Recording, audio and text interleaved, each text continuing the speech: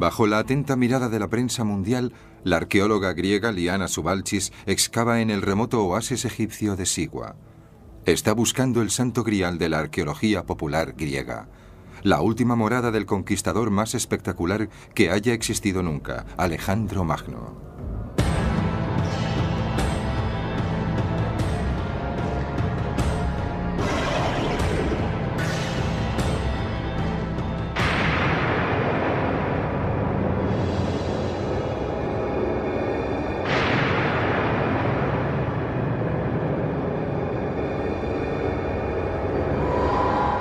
En busca de Alejandro Magno.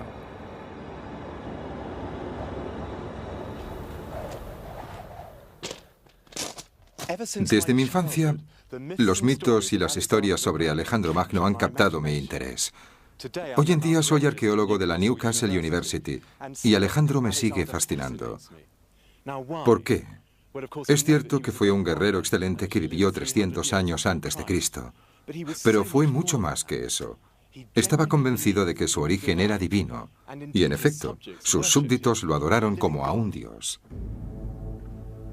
En la actualidad, igual que su misteriosa muerte, el paradero de sus restos sigue siendo un enigma. ¿Dónde aquí? Alejandro está enterrado aquí. Investigaré los sensacionales descubrimientos de Liana Subalchis en el oasis de Sigua, que hacen que Alejandro sea hoy centro de atención mundial tanto como lo fue en vida. Encontramos 2 inscripciones en griego y las informaciones revelan la verdad.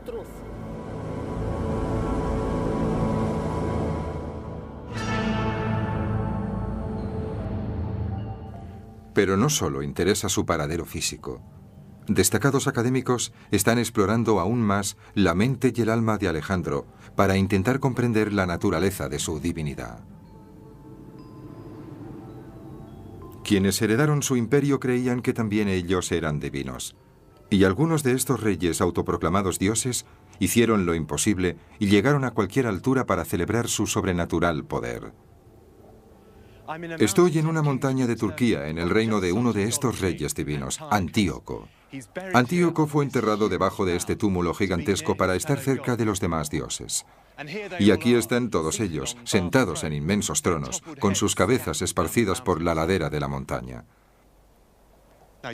Cabría pensar que el legado de Alejandro no va más allá. Pero durante este documental voy a explorar la idea de que, aunque parezca increíble, la figura de Alejandro Magno influye incluso en nuestra forma de pensar en la actualidad.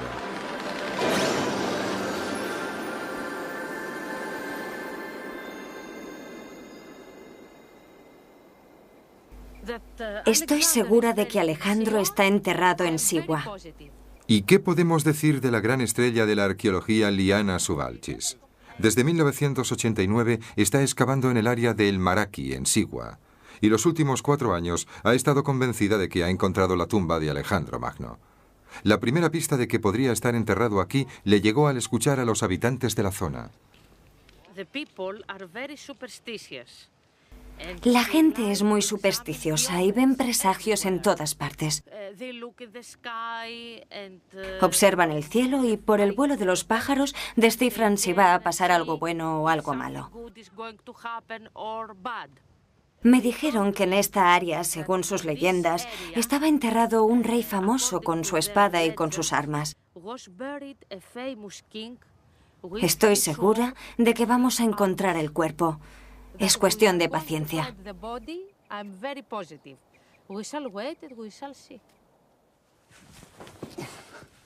Encontrar la sepultura de Alejandro sería muy importante para los pueblos griego y egipcio. Pero, ¿cuál sería el premio? Bueno, a juzgar por los hallazgos en la tumba de su padre, existe la posibilidad de topar con un tesoro como el de Tutankamón.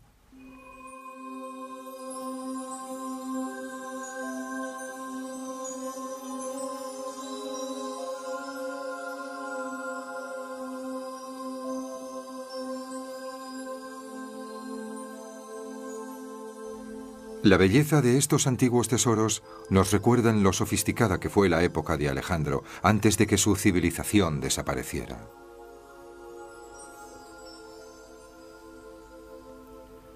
Es probable que el tesoro y la tumba de Alejandro, si se encuentran, se parezcan a los descubiertos recientemente bajo un túmulo, cerca de su lugar de nacimiento, al norte de Grecia. Y estoy entusiasmado porque el director de la excavación me ha permitido ser el primer visitante que vea su interior. La tumba era el hogar para el alma del fallecido, y bajo este gran montón de tierra se encuentra la hermosa y bien conservada fachada de un mausoleo. Estamos dentro de la tumba, y como podemos ver está vacía y no hay nada en el suelo. Esto es, por supuesto, lo que podría pasar si se descubriera la tumba de Alejandro, que el tesoro hubiera desaparecido. Y si vamos subiendo, podemos ver unas marcas que parecen haberse producido al levantar objetos pesados que hubieran arañado las paredes. Sí, aquí podemos verlo. Un agujero en el techo por donde entraron los ladrones.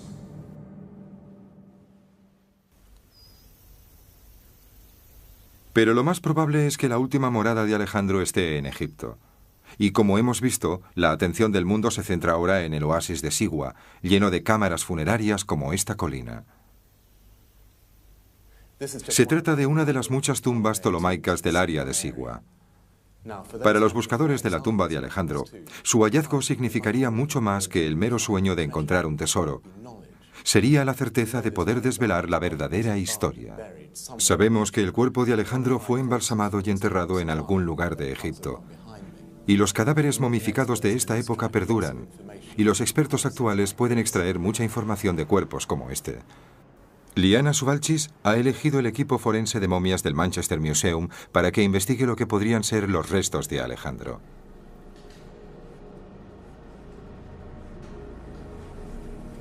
Ya está.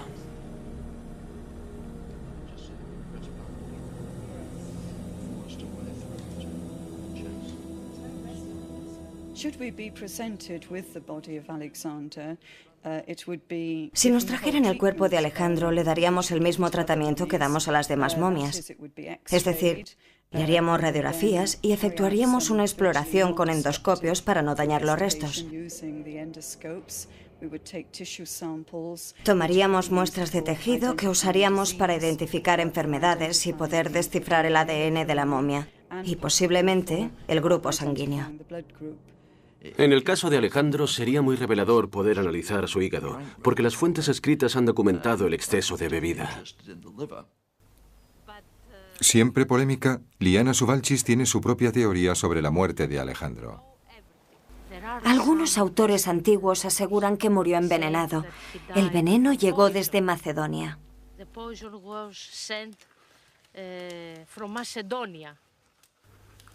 Es de sobras conocido que el arsénico se ha usado desde la antigüedad. Y el examen del cabello de los cuerpos conservados largo tiempo suele revelar si la muerte fue debida al envenenamiento por arsénico. Abundan las estatuas y otras reproducciones de Alejandro. Se dice que, aunque era de pequeña estatura, tenía una complexión elegante y bien proporcionada, piel blanca y un olor agradable, tenía la mirada clara y se sonrojaba con facilidad. Pero, ¿nos permitiría el hallazgo de sus restos mortales hacernos una idea exacta de su aspecto? Si tuviéramos el cráneo de Alejandro Magno, podríamos analizarlo tal y como hicimos con el de su padre, Filipo II de Macedonia.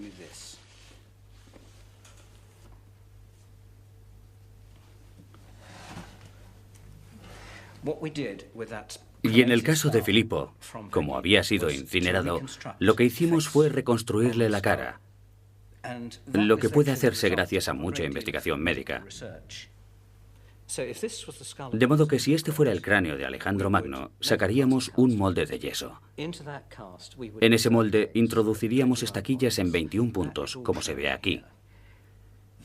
Empiezan a reconstruirse los labios y después se le añade tejido subcutáneo para obtener la cara terminada. Y tendríamos así una cara que todos sus soldados reconocerían. Sería apasionante. Estoy en Tesalónica, en el área macedónica, al norte de Grecia, el territorio de Alejandro. El Día Nacional sirve para ilustrar una nueva expresión de orgullo griego. Hace menos de 2 siglos, los griegos acabaron con 500 años de dominio turco. Están muy orgullosos de Alejandro Magno. Como el rey Arturo para los británicos, el espíritu de Alejandro está dormido, no muerto, y los expertos actuales pueden extraer mucha información de cuerpos como este. Dice que la importancia de Alejandro supera las fronteras de Grecia y que se trata de una figura mundial. Compartir su entusiasmo me permite comprender mejor por qué se siguen tanto los progresos de Liana Suvalchis. Poseer el cuerpo de Alejandro ha sido siempre vital, en especial durante la lucha de poder que siguió a su muerte. Hoy en día, seguiría siendo una reliquia importante y si se encontrara, los sentimientos nacionales se incrementarían. Dicen que si se encontraran sus restos en Sigua, deberían traerse a Grecia para enterrarlos aquí. ¿Dónde están, pues, sus restos? Mi búsqueda me ha llevado al delta del Nilo, a la ciudad egipcia de Alejandría, la más importante de las muchas ciudades que Alejandro fundó y a las que dio nombre.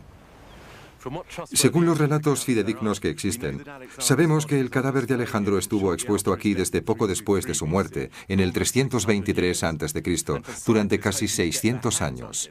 Y para los científicos este es un buen lugar para poder encontrarlo. El problema es que Alejandría no ha dejado nunca de ser una comunidad viva, vibrante. De modo que la ciudad actual ha ido creciendo sobre la antigua. Y debido a que la ciudad griega y la romana están ahora a tanta profundidad, no se ha excavado nunca como es debido. Pero de vez en cuando algún descubrimiento fortuito ha permitido entrever el mundo antiguo escondido bajo este pavimento.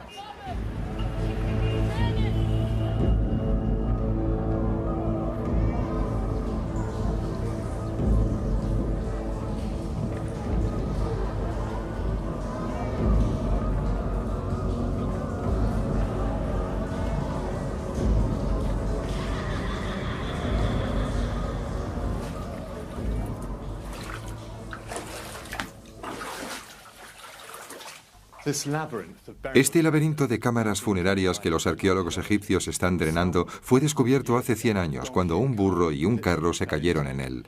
Y yo mismo tuve la sensación espantosa de hundirme cuando me perdí un rato en él. Estos descubrimientos fortuitos alimentan los sueños de los entusiastas griegos, empeñados en recuperar el cuerpo de su querido Alejandro. Esta es una de las catacumbas romanas que se utilizaban cuando se pierde la pista de los restos de Alejandro. Esta es la cámara funeraria, custodiada por unos aterradores demonios egipcios vestidos de legionarios romanos. Y aquí, los tradicionales dioses faraónicos supervisan los ritos funerarios. ¿Pero puede arrojarse más luz sobre el misterio de su paradero? Bueno, existen unos cuantos documentos históricos que nos revelan más cosas. Parece que el cadáver de Alejandro fue transportado a Alejandría para ser expuesto de modo parecido a Lenin, rodeado de los cadáveres de sus sucesores macedónicos al trono de Egipto, los Ptolomeos. Lo único que sabemos sobre su supuestamente espléndido mausoleo es que en su superficie había una pirámide que recordaba la majestuosidad de los grandes faraones egipcios.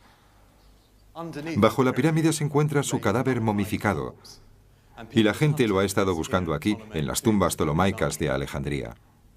Sabemos que, como este magnífico ataúd de oro de Tutankamón, el sarcófago original de Alejandro también era de oro macizo. Pero uno de los últimos Ptolomeos, escaso de dinero, sustituyó esta versión de oro por otra transparente, probablemente de alabastro. Lo que ocurrió después de la última visión documentada del cadáver, el año 215, son conjeturas. Una opinión muy extendida es que tanto la tumba como el cadáver se incendiaron durante la revuelta que tuvo lugar entre el 270 y 280, o que estaba en la parte de la ciudad cubierta ahora por el mar. Pero supongo que también podría ser que su mausoleo permaneciera intacto hasta el triunfo del cristianismo en el siglo IV. No sé si es demasiado descabellado pensar que sus devotos paganos ocultaron el cadáver en una cámara como esta en Alejandría para evitar el fervor antigentil de los cristianos locales. O incluso que lo llevaran a El Maraki, en Sigua. Aunque el oasis de Sigua está muy lejos de Alejandría, en él encontramos a un emperador cristiano romano acabando con los últimos vestigios de un culto a Alejandro 800 años después de su muerte. Y hoy en día, la prensa internacional observa expectante los últimos acontecimientos que se cuecen en este oasis. En medio de un calor abrasador, Liana Subalchis mantiene obstinadamente su afirmación de que esta es la última morada de Alejandro. Sabemos que Alejandro había expresado su voluntad de ser enterrado en Sigua. Y no era la voluntad de una simple persona, era la voluntad de un rey y de un dios. Observamos muchos hallazgos en Sigua, la estrella de 8 rayos. El descubrimiento de los 2 fragmentos que forman esta estrella es para Liana una prueba clave. Según afirma, se parece a la estrella real de 8 puntas de Macedonia. Sí, podría tener 8 puntas, pero a mí me parece que carece del eje de simetría necesario para que fuera una estrella. Y también están las inscripciones recientemente descubiertas que, según ella, demuestran que se trata de la tumba de Alejandro y que además aseguran que Alejandro fue envenenado. Los expertos cuestionan este punto. Dicen que no está escrita la palabra veneno y está aquí. Y hoy. Y hoy. Pero es un nombre de persona en latín, Servius. Servius Sulpicius. No. Forma parte de No. Es y hoy. No es ningún nombre. Y hoy es veneno. ¿Puede decirnos entonces por qué es fascinante? ¿Qué cree que significan estas palabras que aparecen aquí? ¿Qué significan? Sulpicius, por supuesto, es un nombre romano, pero le dije que tuviera paciencia y lo sabría todo. Espero que muy pronto. Bueno, ¿qué me pareció esta superestrella de la arqueología? Es sin duda una mujer encantadora y tengo que decir que admiro su entusiasmo y su chispa. El problema es que precisamente estas cualidades la convierten en lo opuesto a una investigadora imparcial. La mentalidad de búnker en el Maraki ha conllevado que no se diera a conocer indicios vitales que permitirían a los expertos más destacados hacer aportaciones al debate. Hablar con ella se convierte en el juego del gato y el ratón. Pero lo que he oído no me anima a esperar un descubrimiento inminente de los restos. Para poner un ejemplo preciso, afirma que una de las inscripciones insinúa que Alejandro murió envenenado. Pero los especialistas en griego reconocerían con facilidad que la palabra veneno parte de la palabra Servius, un nombre romano corriente. Liana Subalchis, como otros antes que ella, cree sentir el poder de estar cerca del cuerpo de Alejandro, pero como ocurre siempre en esta búsqueda, nunca sabes qué va a pasar. El jefe del Consejo Superior de Antigüedades egipcio no descarta este lugar. Debería haber algo perteneciente a Alejandro en Alejandría, pero no hay ninguna duda de que también debería haber algo suyo en Sigua. No encontramos las momias en las tumbas de los reyes en Egipto, en el Valle de los Reyes. Encontramos las momias depositadas en otro sitio, de modo que no es necesario encontrar la momia, sino estar por lo menos seguros sobre los textos. ¿Qué ha encontrado, pues, Liana Subalchis? Un estudio del famoso arqueólogo egipcio Ahmed Fakri documenta un pequeño templo dórico en el Maraki, y esto es lo que Liana Subalchis parece haber redescubierto. Pero los expertos que han analizado sus detalles arquitectónicos sugieren que es por lo menos un siglo posterior a la muerte de Alejandro.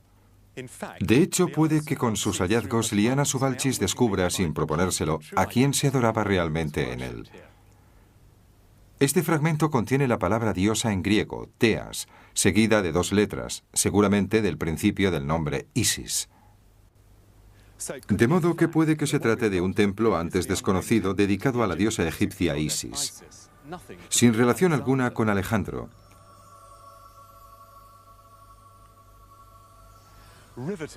A pesar de lo fascinante que es la búsqueda de la tumba de Alejandro, los académicos empiezan a percatarse de que hoy en día, para nosotros, hay algo mucho más importante que sus restos. Es la verdad sobre su vida, que puede resultar apasionante. Considero a Alejandro una figura muy parecida a la de Hitler. Cabalga sobre su fantástico caballo blanco, como un símbolo de control de todas las fuerzas irreductibles del mal. Creo que debía de ser un joven bastante agresivo y salvaje. A pesar de estos puntos de vista tan contradictorios, sabemos que al final de su vida particularmente espectacular y triunfante, él y sus súbditos creían que era un ser divino, y los expertos afirman que la secuela de este nuevo fenómeno ha influido en muchas de las religiones del mundo hasta la actualidad. ¿Podría ser cierto? Bueno, en primer lugar tenemos que buscar los aspectos de su vida que llevaron a Alejandro a creer que era un dios. Ya antes de que naciera Alejandro, su familia estaba envuelta en un aura sobrenatural porque afirmaba descender del mítico Heracles, un griego majestuosamente fuerte que se ganó un lugar entre los dioses tras una vida llena de hazañas heroicas. Sus antepasados vivían en las colinas de las montañas del norte de Grecia. En esa época, los griegos del sur, más sofisticados, consideraban que los del norte eran primitivos e idólatras.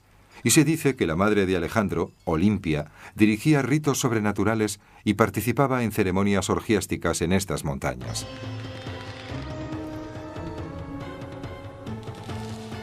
Estas inclinaciones de Olimpia ofendían al rey Filipo, su marido. Estas actividades ocultas chocaban con el serio estilo de vida militar del rey y también daban lugar a rumores, que sin duda Alejandro oía y que decían que su padre no era otro que el dios griego y egipcio Zeus Amón.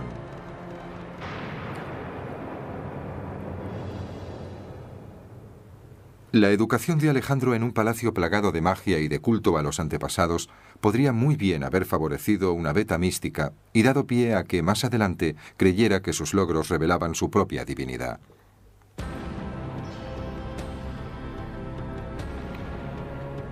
Alejandro demostró enseguida ser un brillante líder militar. Dirigía a su ejército desde la vanguardia, desde donde lanzaba los ataques de la caballería. Era un hombre muy valiente y ejemplar. En la importante batalla de Isos, derrotó a un ejército persa muy superior en número e incluso lanzó un ataque al mismo rey Darío, que se vio obligado a huir del campo de batalla. Sin embargo, jamás dañó ningún santuario. Sus conquistas se intensificaron y cada vez abarcaban más parte del poderoso imperio persa. En los 3 primeros años de campaña había reunificado toda Grecia, expulsado a los persas de Asia Menor y conquistado Judea. Se dirigió entonces hacia el norte de África, donde iba a encontrarse por primera vez con una civilización importante, varios siglos más antigua que la suya.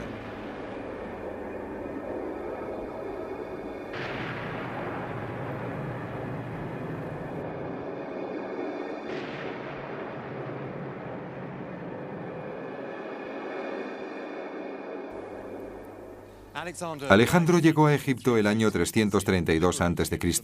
y lo liberó de los odiados persas. Egipto había percibido el fuerte poder que desprendía la figura de Alejandro y este a su vez iba a aprovecharse del valor de los dioses egipcios. 2 hileras de carneros señalan la entrada al inmenso templo de Amón en Tebas. Este dios sería importante en la vida de Alejandro.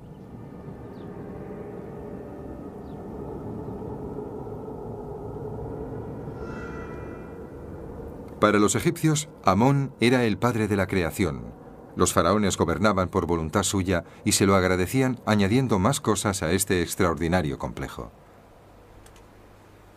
En el corazón del templo vemos al mismo Alejandro asumiendo el papel de faraón semidivino que brinda ofrendas piadosas a Amón, el dios del que había aprendido cosas de niño. Los jeroglíficos dicen: Alejandro es rey del sur y del norte, elegido de Amón y querido por el dios Sol Ra, hijo del sol, señor de los amaneceres.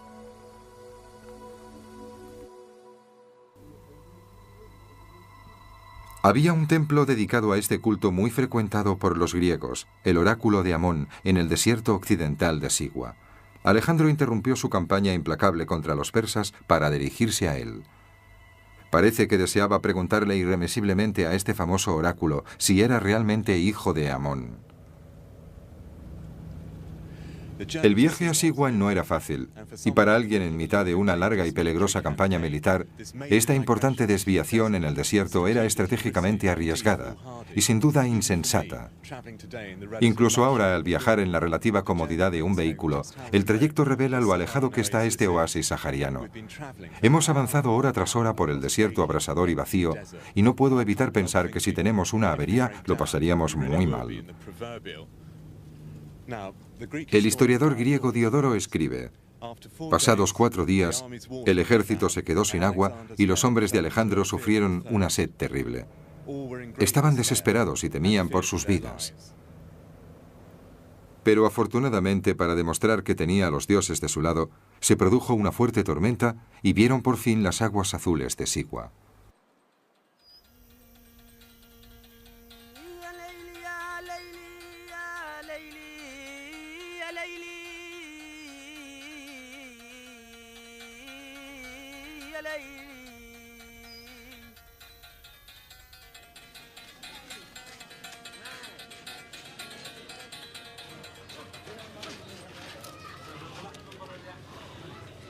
Sigua sigue siendo en la actualidad una comunidad extraña y aislada. El pueblo me recuerda una especie de hormiguero, con partes vivas y partes fosilizadas.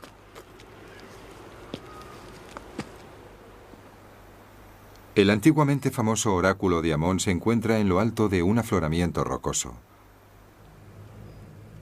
Los viajeros se acercaban a él inquietos, ya que su futuro iba a ser desvelado. Los griegos identificaban la presencia divina del templo, el dios Amón, con Zeus, su dios más poderoso. Cuando el peregrino llegaba finalmente a lo alto del montículo, se acercaba al templo. El historiador romano Curcio afirma que cuando Alejandro llegó, los sacerdotes y las mujeres locales lo recibieron cantando himnos a Amón.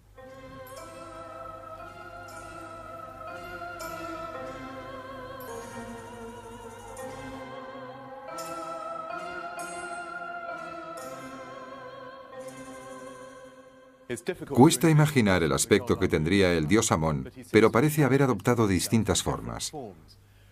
Sobre todo la del viento invisible y poderoso que agita las tormentas de arena alrededor del oasis.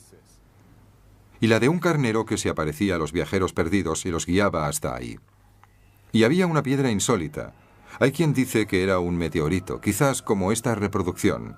Tenía esmeraldas incrustadas para resaltar la gloria de Amón. Y se afirma que se paseaba este objeto divino alrededor del templo en un barco dorado.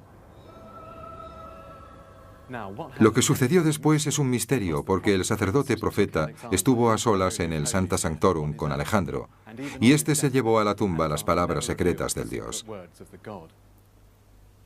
Pero su contenido se desprende del relato de Plutarco sobre lo que ocurrió la siguiente vez que Alejandro se expuso a un gran peligro con su ejército. Dijo una plegaria que implicaba que creía que era el hijo de un dios. Gritó: «Escuchad, dioses, si realmente soy hijo vuestro, ayudadnos ahora al entrar en combate».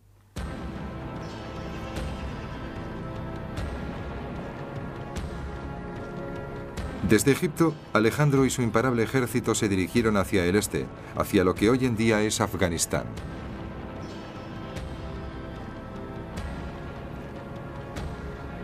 En Pakistán se enfrentó a unos aterradores elefantes. Esta moneda muestra a Alejandro atacando a uno de ellos, y en esta posterior de Egipto aparece con los rasgos característicos del elefante, lo que implica que ha adquirido el poder de este animal. En apenas 13 años había vencido por completo a los persas y controlaba el imperio más grande conocido hasta entonces.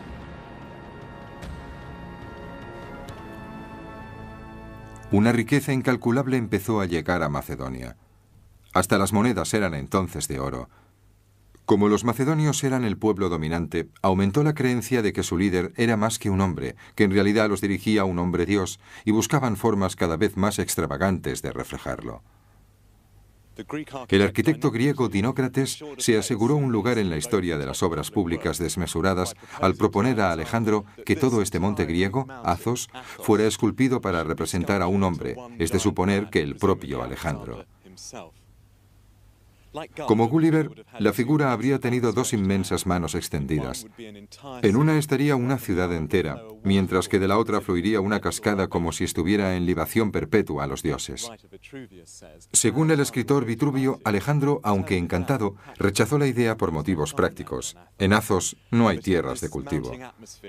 Pero en este creciente ambiente de adulación extrema, el joven conquistador podría haberse convencido de que sus obras habían revelado que era divino. A medida que Alejandro se acercaba al final de su vida, se veía cada vez más como un dios. Los escritores antiguos sugieren que ordenó que todos sus súbditos lo adoraran. Los visitantes tenían entonces que postrarse ante él para honrarlo.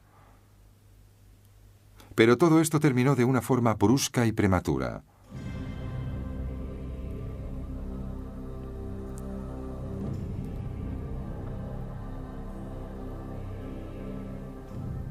Alejandro murió en Babilonia a los 32 años mientras planeaba nuevas conquistas. Mientras yacía muerto, la impresión y la consternación cundieron en su séquito. ¿Había muerto por culpa del alcohol, de unas fiebres, o acaso sus envidiosos rivales macedonios lo habían envenenado? Quien poseyera sus restos sería considerado su heredero, y los generales macedonios se prepararon para llevarlo de vuelta a Grecia, a pesar de que Alejandro había expresado en su lecho de muerte el deseo de ser sepultado en Sigua. Un enorme templo con ruedas, cuya construcción llevó 2 años, alojó y transportó sus restos divinos. Tirado por 64 mulas y precedido por una legión de constructores de carreteras, recorrió todo su imperio. Los habitantes de las ciudades y de los pueblos por los que pasaba le rendían homenaje como si se tratara de un dios. Cuando la procesión recorría Siria, Ptolomeo, amigo íntimo de Alejandro y gobernador de Egipto, la secuestró y la desvió hacia el Nilo. Pero al final, hasta Ptolomeo ignoró la última voluntad del rey y llevó el cuerpo a la nueva capital egipcia, Alejandría. De la muerte del Alejandro histórico surgió algo nuevo y duradero. Para los griegos, los superhombres y los salvadores divinos de su mítico pasado se habían personificado por fin en forma humana.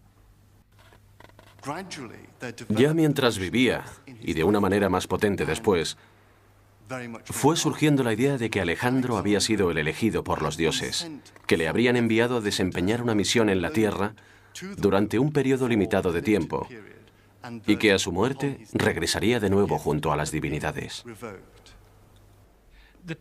La gente de su entorno inmediato, sus colegas, sus generales, lo veían sin duda como alguien distinguido por lo divino. Una de las personas de su séquito cuenta historias sobre cómo el mar, cuando avanzaban a lo largo de la costa en el sur de Turquía, se inclinaba ante él para rendirle homenaje. Para los griegos, la divinidad no era una cuestión de bondad o santidad supremas, sino de un poder formidable e invisible que, si podías acceder a él con los rituales y los sacrificios adecuados, podía conferir grandes beneficios. Cuando sus sucesores se repartieron su fragmentado reino, utilizaron la figura de Alejandro, es decir, su imagen y su idea de que los reyes son dioses que pueden adoptar formas distintas.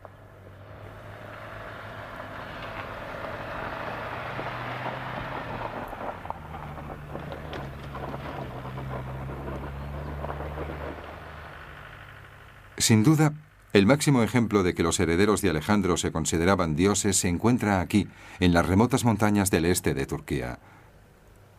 Un camino serpentea hacia un inmenso mausoleo situado en la cumbre del monte Nemrut.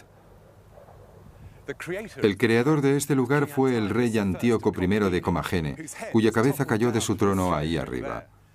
Dominó la región hará unos 2000 años. Este lugar lo dice todo.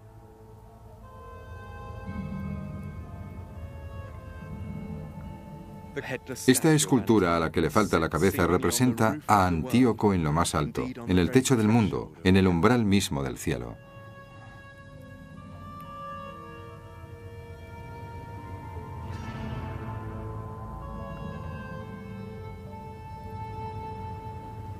Al situarse a sí mismo entre los dioses, junto a la diosa de la abundancia a un lado y Apolo al otro, Antíoco nos está manifestando que él se considera uno de ellos.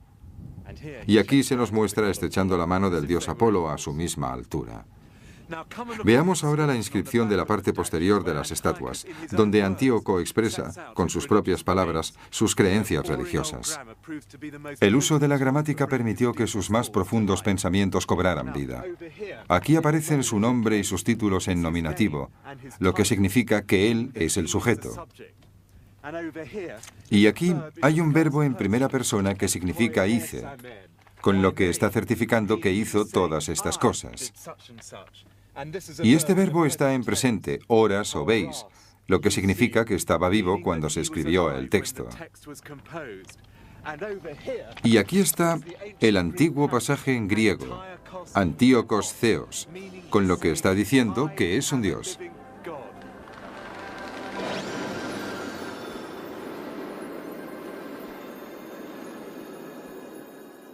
Podría pensarse que el impacto de Alejandro llegó a su cota máxima en estas montañas, pero sus conquistas no se detuvieron aquí, sino que se extendieron miles de kilómetros al este, hasta la India, donde su llegada conllevó cambios tan espectaculares como estos, especialmente en la forma de pensar. Y lo mismo puede decirse del sur, en la tierra del judaísmo, donde la influencia de Alejandro provocó una transformación de las actitudes judías en los años que precedieron al nacimiento de Cristo. La asimilación de ideas griegas como consecuencia de Alejandro, lo que se llama helenización, dio lugar a que todo el mundo conocido se convirtiera en un crisol de ideas religiosas. Las investigaciones actuales revelan por primera vez que Alejandro influyó sorprendentemente en las religiones de India, el Islam y el cristianismo inicial, y en aspectos clave del judaísmo. Surgió una nueva especie de líder judío, un maestro o rabino basado en la idea de las escuelas filosóficas griegas. Aquí, junto a la zarza ardiente, está el gran héroe judío Moisés, con una túnica de estilo griego. En el suelo de esta sinagoga vemos el dios sol pagano griego, Helios. Detrás de la cabeza tiene un disco y unos rayos que representan el sol. Y de nuevo, con destellos de luz para realzar su resplandor divino, aparece Antíoco VI, un sucesor de Alejandro en Siria, que asume la idea de ser divino. Estos reyes sucesores fueron más allá. Un rey sirio posterior, Demetrio III, se autodenomina Theos y Soter, Dios y Salvador. Cuando los romanos se convirtieron en el poder imperial después de los griegos, decidieron que, como Alejandro, ellos también eran reyes divinos. Aquí, Augusto se autodenomina Divi Filius, hijo de un dios. Y al principio del cristianismo, el emperador Nerón fue un paso más allá al lucir una corona con rayos para sugerir su divinidad. Y aquí, en este antiguo mosaico que aparece debajo del Vaticano, adornado con los mismos destellos solares que usaban los emperadores romanos, vemos al líder del cristianismo, religión que empezaba a surgir entonces, Jesús.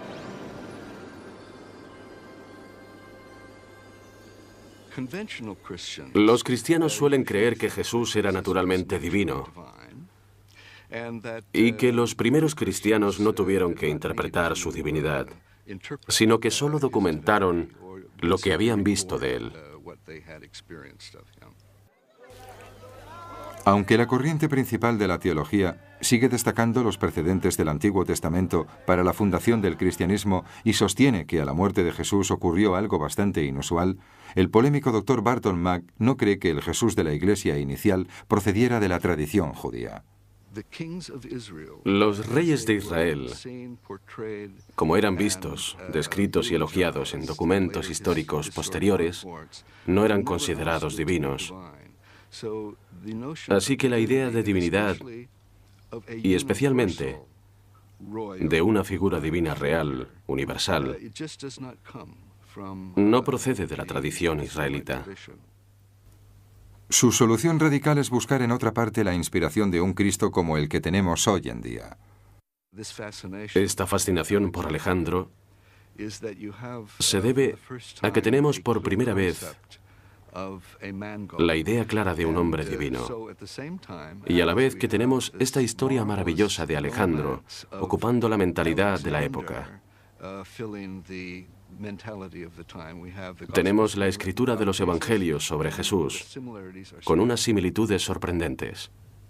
En pocas palabras, el Dr. Mack hace la afirmación revolucionaria de que la naturaleza fundamental de Cristo, como hombre y como Dios, proviene de la tradición griega de la divinidad de Alejandro. Por supuesto, el mensaje de Jesús, a diferencia de su imagen, era nuevo y se basaba en la no violencia y en el amor a Dios. Miles de kilómetros al este, otro maestro con ideas parecidas iba a recibir el mismo tratamiento que Alejandro.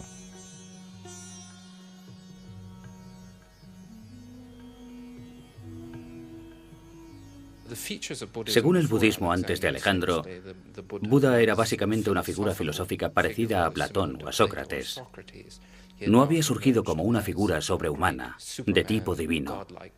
Y en los primeros 2 siglos de nuestra era, aproximadamente, el budismo experimenta una importante transformación en la que Buda es elevado de un simple ser humano a un superhombre. O podría decirse que a un dios, en cierto sentido. Estas estatuas proceden de la parte de India que Alejandro conquistó y que posteriormente conservaron sus conexiones con el mundo occidental, de modo que sus figuras muestran a Buda con un halo divino y con túnicas de tipo griego y romano.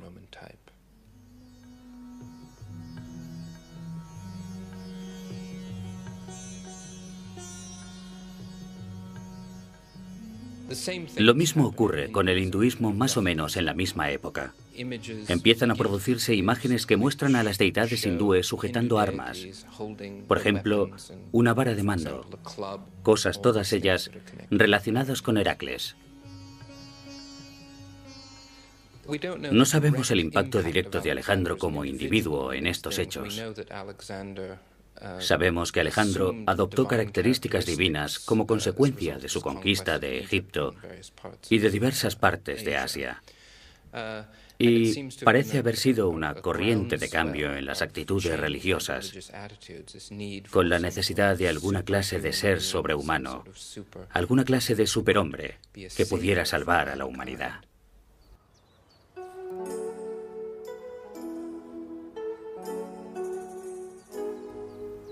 Finalmente, las civilizaciones de Egipto, Grecia y Roma desaparecieron y gran parte del pensamiento clásico se perdió cuando Europa se sumió en la Edad Media.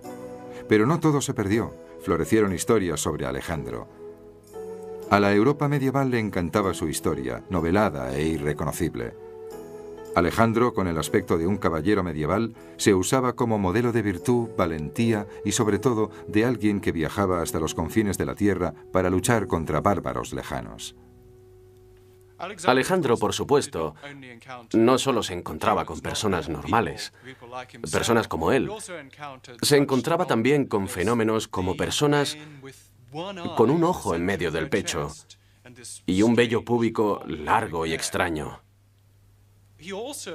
También se encontraba con gente salvaje, gente peluda, pueblos que eran la némesis de la cultura.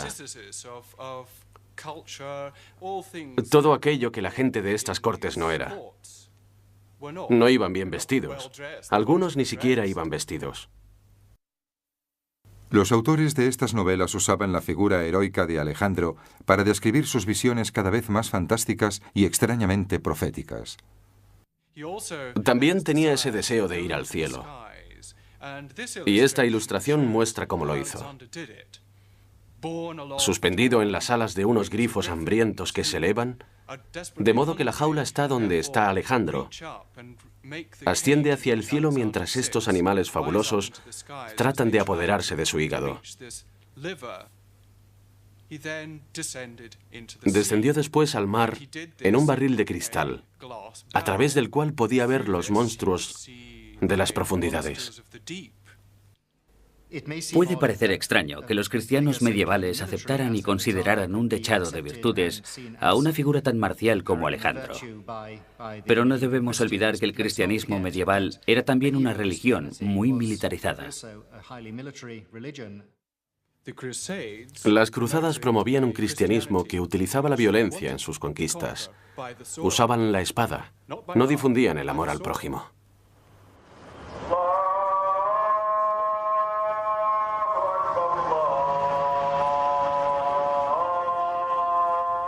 Mil años después de la muerte de Alejandro, Mahoma, un profeta de la península arábiga, fundó el Islam. A diferencia del hinduismo y del budismo, las primeras generaciones de musulmanes sentían el impulso de expandir el mundo islámico con la espada, y desde sus inicios en la Meca, el Islam conquistó pronto un vasto imperio santo, tan grande como su predecesor romano. La impresionante ciudadela árabe de El Cairo, que contiene la espléndida mezquita de Mohamed Ali, resalta la sofisticación y el poderío militar del Islam. Las investigaciones recientes de algunos historiadores están sacando a la luz una importante fuente de inspiración de sus conquistas militares. Los primeros escritos árabes sugieren que el ejemplo que seguían en esta expansión armada del reino de Dios en la tierra no era otro que el de Alejandro Magno, al que consideraban un genio militar. La primera aparición de Alejandro en la literatura árabe se encuentra en el Corán. Alejandro, por supuesto, no figura con ese nombre en el Corán ni en los demás escritos árabes antiguos. El nombre que recibe es Zul Qarnayn, que significa el de los dos cuernos en árabe. Es un nombre que adquiere debido a las imágenes que lo muestran con los cuernos de carnero de su supuesto padre, el dios Amón. Esta es una imagen única. Representa a Alejandro Magno visitando la Kaaba, en la Meca, la sagrada piedra negra situada en el centro de la ciudad más santa del mundo islámico. Ninguna imagen podría expresar con mayor claridad lo muy en serio que los pensadores y escritores musulmanes se tomaban a Alejandro en el mundo medieval.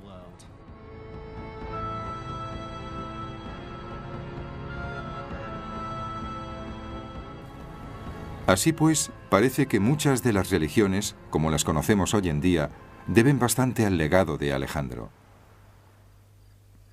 Termino como empecé hace tantos meses, buscando el lugar donde reposan los restos de Alejandro Magno. De nuevo en Egipto, Alejandría sigue siendo una ciudad misteriosa. En épocas remotas, este pozo era utilizado para introducir los cuerpos sin vida en las catacumbas de Kom el Sugafa, situadas aquí debajo. Creo que en este laberinto de cámaras funerarias medio sumergido bajo la actual Alejandría, estoy lo más cerca que voy a estar nunca del cadáver de Alejandro. Pero nunca se sabe qué aparecerá. La construcción de una nueva biblioteca ha quedado interrumpida debido a nuevos hallazgos y se está planeando excavar el lugar de la antigua mezquita de Zul Qarnayn. Iliana Subalchis sigue excavando, segura de que está a punto de descubrir a su querido Alejandro. No deja de encontrar detalles, como estas estrellas macedonias en los vestidos de las mujeres y en los anillos. ¿Y cuáles son los secretos de estas extrañas danzas circulares que, según se dice, derivan del culto a Amón en tiempos de Alejandro? Y asegura que el tocado de los niños imita la forma del casco del ejército de Alejandro Magno. Cuando haya muerto, me gustaría que esparcieran mis cenizas en este área del desierto, cerca de Alejandro. ¿Qué he averiguado sobre Alejandro al final de mi búsqueda? Da la impresión de que los escritores de cualquier época lo han ocultado tras una cortina de humo. Sobre Alejandro se ha dicho y escrito de todo. Ha sido ensalzado como la más noble de las personas y vilipendiado como el más cruel de los déspotas. El extraordinario éxito militar de este conquistador errante y el consiguiente poder divino que ostentaba parecen haber alimentado en nosotros la necesidad universal de un héroe que trascienda de algún modo nuestras limitaciones humanas.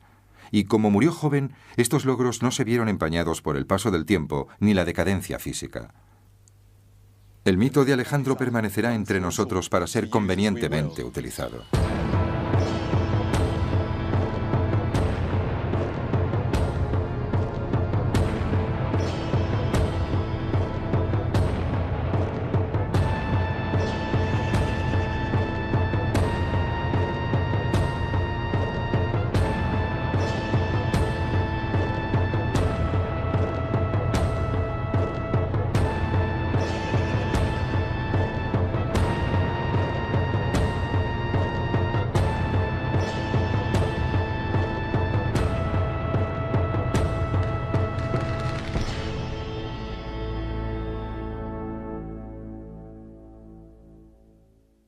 Es cierto que fue un guerrero excelente que vivió 300 años antes de Cristo, pero fue mucho más que eso. Estaba convencido de que su origen era divino, y en efecto, sus súbditos lo adoraron como a un dios. En la actualidad, igual que su misteriosa muerte, el paradero de sus restos sigue siendo un enigma. ¿Dónde aquí? Alejandro está enterrado aquí. Investigaré los sensacionales descubrimientos de Liana Subalchis en el oasis de Sigua, que hacen que Alejandro sea hoy centro de atención mundial tanto como lo fue en vida. Encontramos 2 inscripciones en griego y las informaciones revelan la verdad.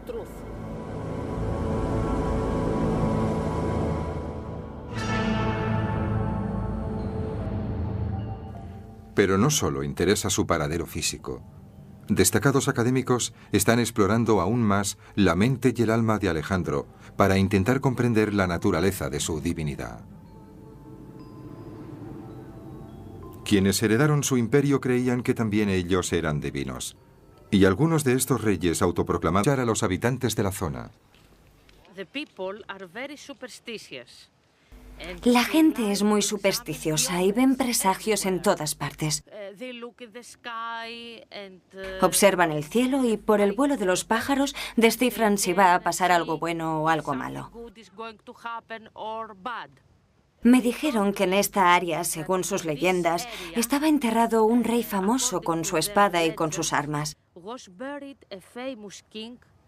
Estoy segura de que vamos a encontrar el cuerpo. Es cuestión de paciencia.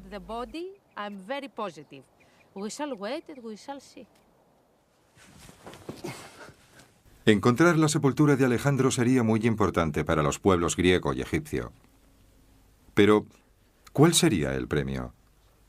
Bueno, a juzgar por los hallazgos en la tumba de su padre, existe la posibilidad de topar con un tesoro como el de Tutankamón.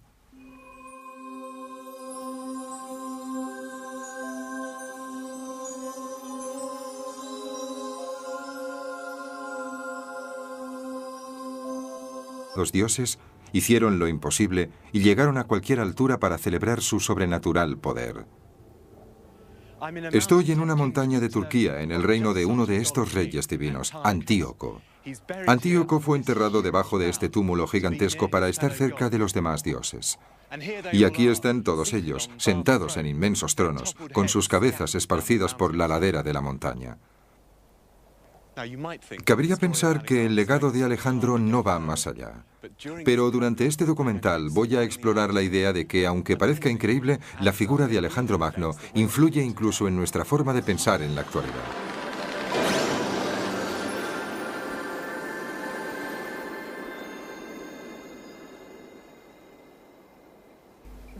Estoy segura de que Alejandro está enterrado en Sigua. ¿Y qué podemos decir de la gran estrella de la arqueología Liana Subalchis?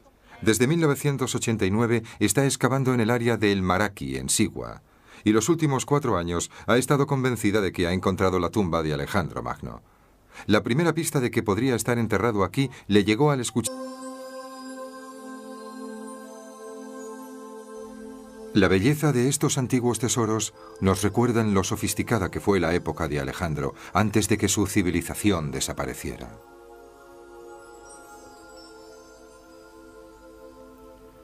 Es probable que el tesoro y la tumba de Alejandro, si se encuentran, se parezcan a los descubiertos recientemente bajo un túmulo, cerca de su lugar de nacimiento, al norte de Grecia. Y estoy entusiasmado porque el director de la excavación me ha permitido ser el primer visitante que vea su interior. La tumba era el hogar para el alma del fallecido, y bajo este gran montón de tierra se encuentra la hermosa y bien conservada fachada de un mausoleo. Estamos dentro de la tumba, y como podemos ver está vacía y no hay nada en el suelo. Esto es, por supuesto, lo que podría pasar si se descubriera la tumba de Alejandro, que el tesoro hubiera desaparecido.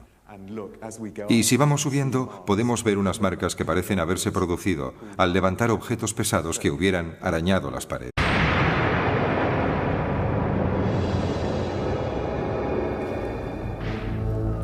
Bajo la atenta mirada de la prensa mundial, la arqueóloga griega Liana Subalchis excava en el remoto oasis egipcio de Sigua.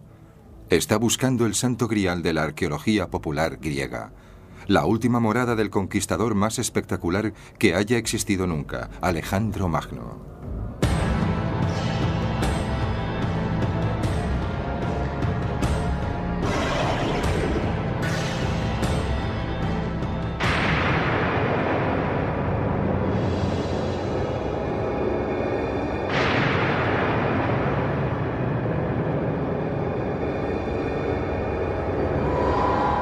En busca de Alejandro Magno.